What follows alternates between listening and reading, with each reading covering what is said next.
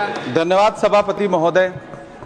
हम ही को कातिल कहेगी दुनिया, हमारा ही कत्लेआम होगा।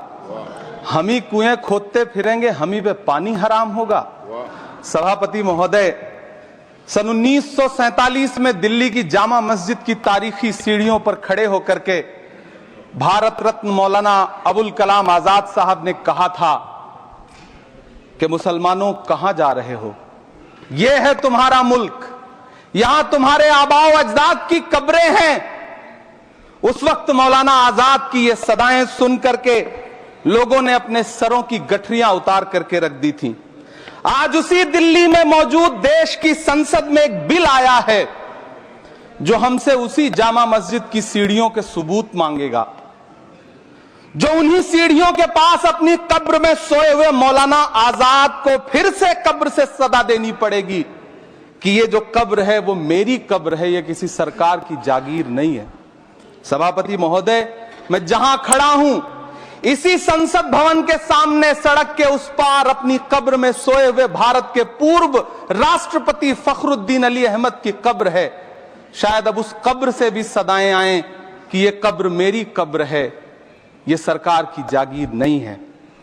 सभापति महोदय, मैं वक्फ कानूनों में किए जा रहे संविधान विरोधी बदलावों के खिलाफ बोलने के लिए खड़ा हुआ हूं। संविधान का आर्टिकल 14 हो, 29 हो, 30 हो, चीख चीख कर कहता है कि देश में सब बराबर के हकदार हैं। आर्टिकल 26 कहता है कि सबको अपने अपने मजहबी कामों के लिए मंदिर, मस्जिद, गिरजाघर, गुरुद्वारों का निर्माण करने का हक है और उसका रखरखाव का भी हक है।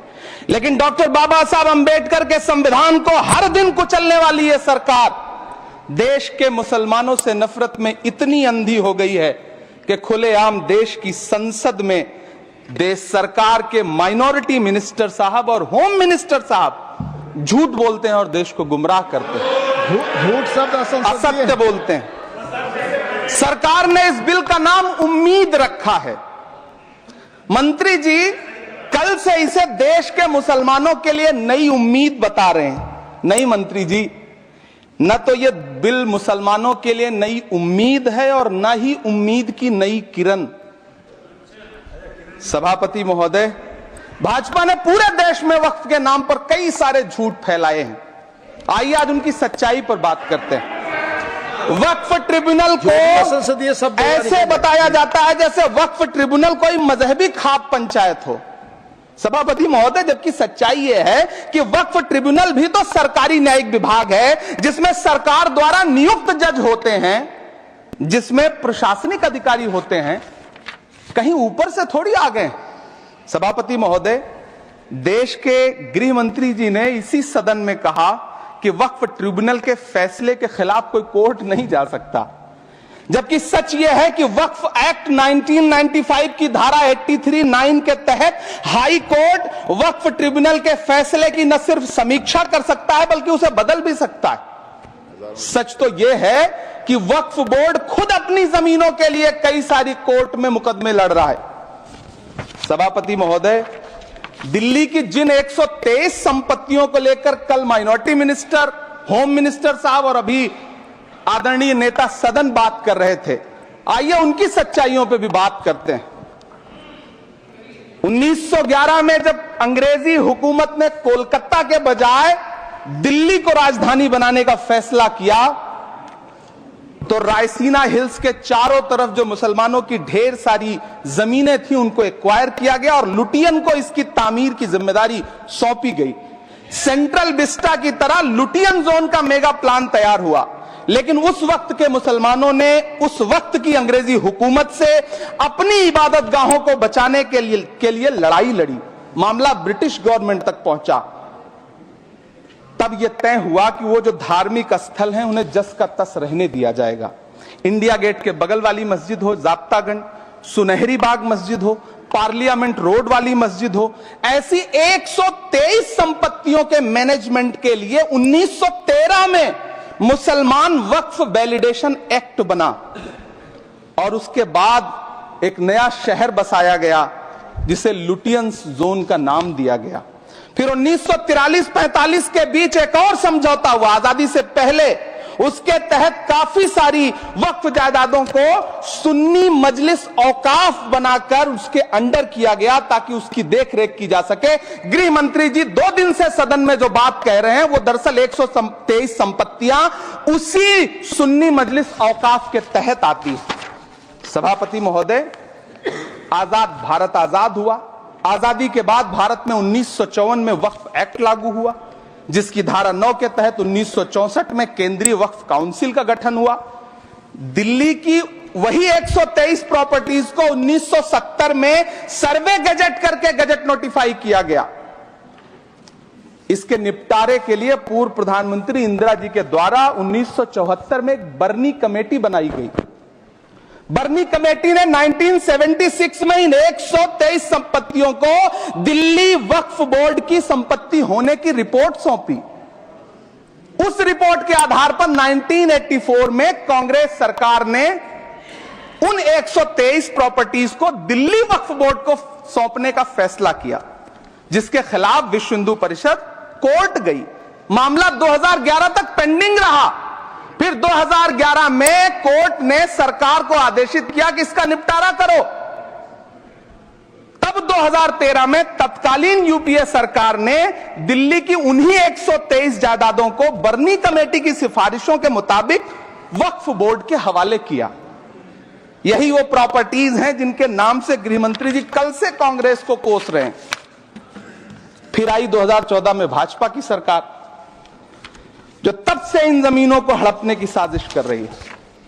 जिस बिल को मुसलमानों के हुकूक की हिफाजत करने वाला बिल बताया जा रहा है, उसी को पेश करने के लिए और उस पर बात करने के लिए लोकसभा में भाजपा सरकार के पास एक भी मुस्लिम सांसद नहीं है। जिस वक्त, मैं लोकसभा कह रहा हूं, सुना करिए, जिस वक्फ बिल को मुस्लिम महिलाओं को हक दिलाने वाला बताया जा रहा है, उसे संसद में पेश करने वाली पार्टी के पास न तो राज्यसभा में, न लोकसभा में, न देश की किसी विधानसभा में एक भी मुस्लिम महिला सदस्य नहीं। कल किरण रिजिजू जी कह रहे थे कि रेलवे की जमीनें देश की जमीनें हैं, डिफेंस की जमीनें देश की जमीनें हैं। हां मंत्री जी, हैं, बिल्कुल हैं। ये जो वक्फ की जमीनें हैं, ये हमारे पुरखों ने धार्मिक कामों के लिए डोनेट किया है। तो हम भी तो इसी देश के नागरिक हैं, हम भी तो इसी देश के बेटे हैं। तो वक्फ की जमीनें भी तो इसी देश की जमीनें हैं, उनको पराया क्यों बोलते हैं आप? सभापति महोदय, अशफाकुल्लाह खान जब फैजाबाद की जेल में फांसी के फंदे पर झूल रहे थे, तो इसी देश की जमीन के लिए झूल रहे थे ना। सभापति महोदय, अंडमान की जेल में काला पानी की सजा काटकर अपनी जान देने वाले मौलाना फजले हक खैराबादी हो या शेर खान अफरीदी हो, वो भी तो इसी जमीन के लिए अपनी जान दे रहे थे ना।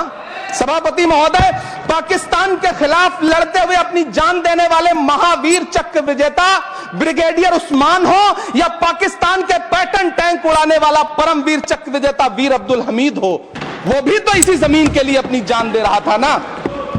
और मंत्री जी, मैं इस सदन में अलल ऐलान ये कहता हूं कि जब भी इस देश की जमीन को लहू की जरूरत होगी, आपसे 2 कदम आगे इमरान खड़ा मिलेगा। ये मैं आपसे यकीन दिलाते हुए कह रहा हूं। सभापति महोदय, मैं सरकार से कहना चाहता हूं, हमसे हमारी इबादत गाहें तो मत छीनिए ना, हमारे घरों पे बुलडोजर तो मत चलाइए ना, हमारी कब्रों में तो हमें सुकून से सोने दीजिए ना।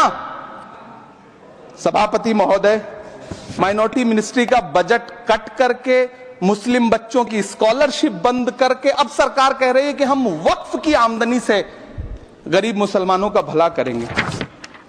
गुजरात की बेटी बिल्किस के बलात्कारियों की रिहाई के बाद उन्हें माला पहनाने वाली लोगों के नेता ये कह रहे हैं कि यह बिल मुस्लिम महिलाओं को उनका हक दिलाएगा। धन्यवाद मोदी जी, क्या बढ़िया सौगातें मोदी दे रहे हैं आप। पहले हमें गुजराते मोदी दिया, आप सौगाते मोदी दे रहे हैं। लेकिन यह सरकार इतना याद रखे कि इसी ठसक के साथ देश की संसद में सीए का कानून भी लाया गया था और कहा गया था बड़े बड़े भाषण देकर के कि पड़ोसी देशों से हिंदू भाइयों को ला करके यहां नागरिकता दी जाएगी। लेकिन मैं आपके संज्ञान में लाता हूं सर कि पिछले इतने दिनों में इनसे नागरिकता लेने के लिए 2000 व्यक्ति भी नहीं आए, जबकि इसके उलट इन्हीं की सरकार में पिछले 10 साल में 15 लाख से ज्यादा भारतीयों ने भारत की नागरिकता छोड़ करके दूसरे देश में जाकर के बस गए।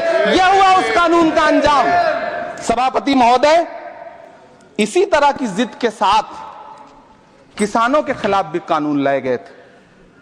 जिस तरह आज वक्फ के फायदे गिनाए जा रहे हैं, उसी तरह से किसानों को भी कृषि कानूनों के फायदे गिनाए गए थे। लेकिन अंजाम क्या हुआ? 700 किसानों की शहादत लेने के बाद सरकार को अन्नदाता किसानों के सामने घुटने टेकने पड़े और कृषि कानून वापस लेने पड़े। जिल्ले इलाही, जमहूरियत जो है वो नफरत और ठसक से नहीं चलती है, अकड़ से नहीं चलती है। उसमें सबकी हिस्सेदारी जरूरी है। कल देश के माइनॉरिटी मिनिस्टर ने लोकसभा में खड़े होकर एक शेर सुनाया था कि मुझसे कोई बदगुमान न हो, तो मैं उन्हें एक शेर सुनाना चाहता हूं कि मैं आज जद पे हूं तो इतना खुशगुमान न हो, मैं आज जद पे हूं तो इतना खुशगुमान न हो, चराग सबके बुझेंगे हवा किसी की नहीं। नीतीश कुमार जी हो, चंद्रबाबू नायडू जी हो, चिराग पासवान जी हो, जयंत चौधरी जी हो, देवे गौड़ा जी हो, जीतन राम मांझी जी हो, सबको समझना पड़ेगा कि जब जंगल में आग लगती है तो न वो बरगद बचते हैं जो हवा को आंधी में तब्दील करते हैं, न वो बांस बचते हैं जो आपसी रगड़ से चिंगारी पैदा करते हैं। सभापति महोदय, जब देश को मनमोहन सिंह साहब जैसा काबिल प्रधानमंत्री मिलता है तो देश को आरटीआई जैसा एक्ट मिलता है, सेज जैसा एक्ट मिलता है, मनरेगा जैसा एक्ट मिलता है, लिबरलाइजेशन मिलता है, राइट टू एजुकेशन मिलता है, नेशनल फूड सिक्योरिटी एक्ट मिलता है। लेकिन जब देश को सौगातें मोदी मिलती है तो क्या मिलता है? सीए मिलता है, फॉर्म्स लॉ मिलता है, आर्टिकल 370 मिलता है, इलेक्टोरल बॉन्ड जैसा एक्ट मिलता है और वक्फ अमेंडमेंट एक्ट जैसे बिल देश को मिलते हैं। मुझे तो अपने हमवतन भाइयों से पूछना है कि आपको अपने बच्चों की तरक्की, खुशहाली और नौकरी की दरकार है या फिर मुसलमानों की दान की गई जमीनों को लूट कर धन्ना सेठों को देने की साजिश करने वाले कानून की? सभापति महोदय, यह सरकार रात के 3 बजे तक पूरे देश को जगा करके संसद में अपने ही नागरिकों को नीचा दिखाने के लिए वक्फ बिल ला रही थी, तो उधर रात के 1:30 बजे अमेरिका हम पर 26% टैरिफ लगा रहा था। सरकार की प्राथमिकताएं देश को पता। सभापति महोदय, मैं बहुत भावुक हूं आज, और मुझे अच्छा लगा कि आदरणीय नेता सदन जगत प्रकाश नड्डा जी ने बहुत अच्छी बातें भी की, मन से बातें की। क्योंकि उनके नाम में प्रकाश जुड़ा है तो मैं उनमें हमेशा एक रोशनी की किरण देखता हूं। मैं उनके सामने बहुत अदब से यह बात कहना चाहता हूं कि चरागों के सफर में दबदबा हो आंधियों का तो फिर अंजाम जुल्मत के सिवा कुछ भी नहीं होगा। यह दुनिया नफरतों के आखिरी स्टेज पर है, इलाज इसका मोहब्बत के सिवा कुछ भी नहीं होगा। मैं भावुक हूं, मेरी पलकें गीली हैं।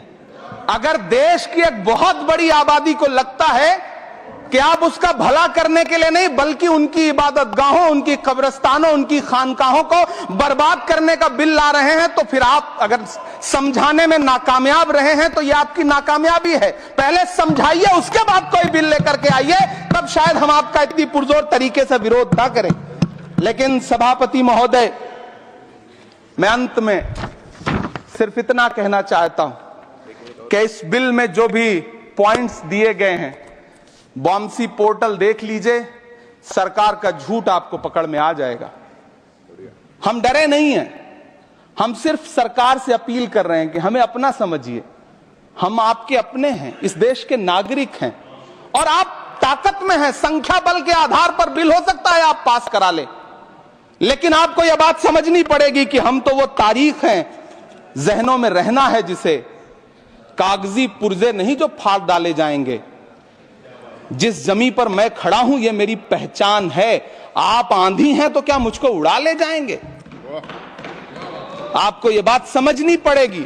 आपको अगर इतना विपक्ष की तरफ से पहले जेपीसी में इतने सारे पॉइंट्स आए और उसके बाद कल से लोकसभा में और राज्यसभा में सुझाव आप सुनने को तैयार नहीं है, लोगों की शंका को दूर करने के बारे में आप बिल्कुल सोच नहीं रहे, बस आप कह रहे हैं यह बिल उम्मीद की नई किरण है। नहीं साहब, इसे भले किरण जी लेके आए हैं, लेकिन ये उम्मीद की नहीं बल्कि नाउम्मीदी की किरण है। और इस देश की एक बहुत बड़ी आबादी इस बात से खदशे में है, शक में है कि आप सीधे उनकी जमीनों को लूट करके धन्ना सेठों को बेचना चाहते हैं। मेरी अब भी आपसे अपील है कि इस बिल को वापस लीजिए। यह बिल कहीं से आपके अपने नागरिकों के लिए अच्छा नहीं है। यह बिल सिर्फ इस देश के मुसलमानों को नीचा दिखाने का और अपने एक ऐसे मतदाता वर्ग को खुश करने का बिल है जिनको इस बिल के पास हो जाने से कुछ मिलेगा भी नहीं, लेकिन आप एक नैरेटिव देना चाहते हैं, एक मैसेज देना चाहते हैं। मेरी आपसे अपील है कि कृपया ये जो सबका साथ सबका विकास का नारा है, इस नारे को रत्ती भर तो चरित्रार्थ कर दीजिए। बहुत बहुत धन्यवाद।